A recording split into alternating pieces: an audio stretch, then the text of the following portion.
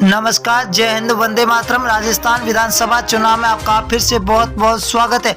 आपको बता दें कि राजस्थान के अंदर सियासी पारा राजनीति का गर्मा चुका है और वसुंधरा राजे अशोक गहलोत के बीच में कड़ी टक्कर अब की बार राजस्थान में देखने को मिलेगी। तो वही हनुमान बेनीवाल आरएलपी सुप्रीमो भी मैदान में उतर चुके हैं। हनुमान बेनीवाल ने यह दावा किया है कि अब की बार राजस्थान के अंदर 200 सीटों पर अपने उम्मीदवार उतार कर एक बार सबको चौंका देंगे। इससे पहले आपको बता दें कि कांग्रेस के अंदर सचिन पायलट और अशोक गहलोत के बीच में कड़ी बहस के बीच में अब की बार ये कहां तक जाएगी वो आपको देखने को मिलेगी, क्योंकि बता दें कि अंदर कांग्रेस के बीच में बहुत ही बड़ी रोचक टक्कर होने वाली है। हनुमान बेनीवाल अब की बार किस और करवट खींचेंगे वो देखने को मिलेगा।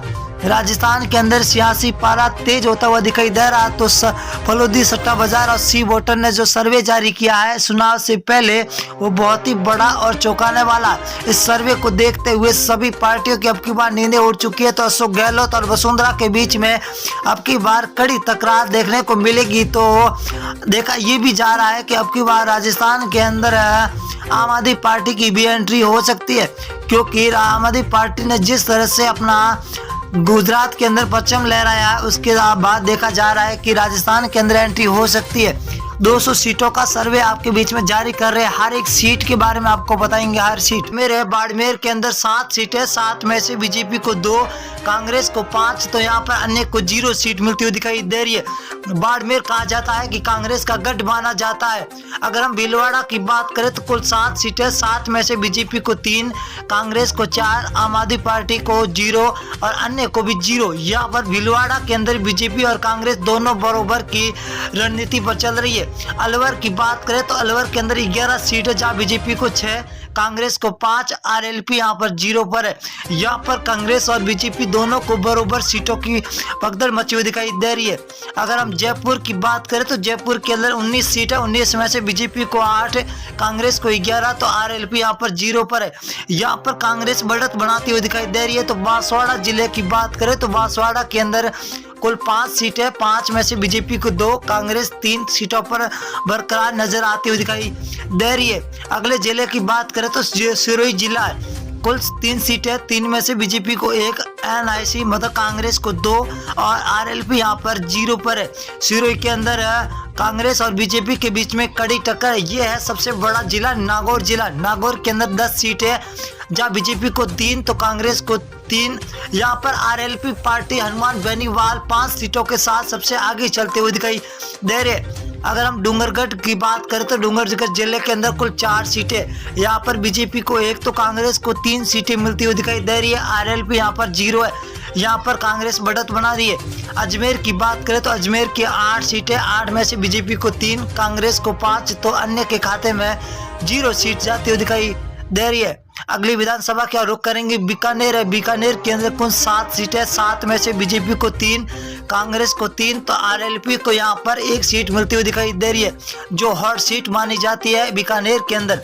अगर हम 12 जिला की बात करें तो 12 जिले के अंदर कुल 4 सीटें, 4 में से बीजेपी को 1 तो कांग्रेस को 3, आरएलपी यहाँ पर 0 पर है।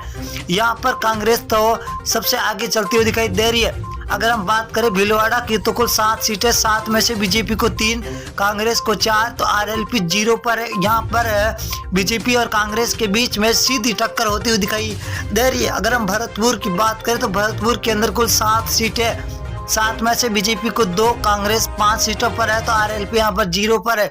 कांग्रेस और बीजेपी के बीच में हर जिले के अंदर कड़ी टक्कर देखने को मिलती हुई दिखाई दे रही है। अब की बार राजस्थान के अंदर सीकर की बात करें तो कुल 8 सीटें, जब बीजेपी और कांग्रेस दोनों को 4-4 सीटें मिलती हुई दिखाई दे रही है, तो यहाँ पर आरएलपी 0 पर है। जोधपुर जिले की बात करें तो कुल 8 सीटें, 8 में से बीजेपी को 4, कांग्रेस को 4, आरएलपी को 0। यहाँ पर बीजेपी और कांग्रेस को दोनों को बराबर सीटें मिलती हुई दिखाई दे रही है। अजमेर जिले की बात करें तो अजमेर के अंदर कुल 8 सीटें, 8 में से बीजेपी को 2, कांग्रेस को 6, आरएलपी को 0 सीट मिलती हुई दिखाई दे रही है।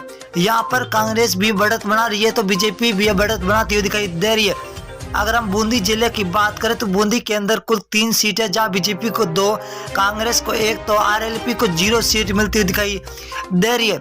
नागौर की बात करें तो नागौर के अंदर हॉट सीट 10 सीट है। 10 में से बीजेपी को 3, कांग्रेस को 5 सीट और आरएलपी को 2 सीटें मिलती हुई दिखाई दे रही है। नागौर जिले के अंदर आपको बता दें कि नागौर जिला हनुमान बेनीवाल आरएलपी के खेमे में आता है। बीकानेर जिले की बात करें तो कुल 7 सीटें, 7 में से बीजेपी को 3, कांग्रेस को 4 तो आरएलपी 0 पर है। ये बीकानेर बहुत ही बड़ा जिला है जहां बीजेपी और कांग्रेस के बीच में सीधी टक्कर होती हुई दिखाई दे रही है।